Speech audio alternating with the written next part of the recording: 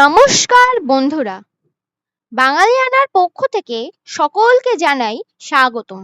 কাতলা মাছের এক নতুনত্ব রেসিপি নিয়ে চলে এসেছি আজ।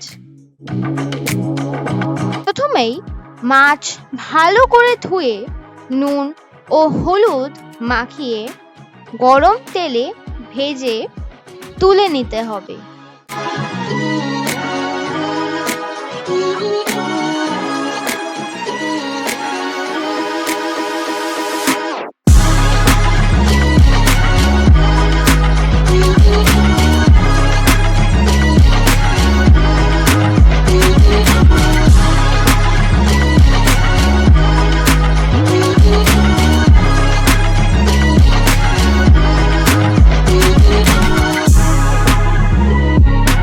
এরপর ওই তেলে সর্ষে ও কারি পাতা ফোড়ন দিয়ে সর্ষে পোস্ত ও কাঁচা লঙ্কা বাটা দিতে হবে।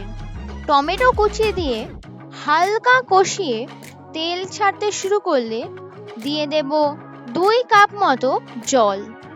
ঝোল ফুটতে শুরু করলে তাতে লবণ দেব ও দিয়ে দেব ভাজা মাছ।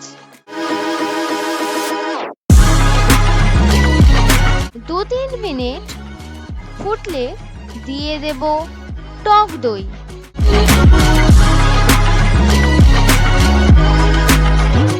সবশেষে ধনেপাতা কুচি দিয়ে দেব।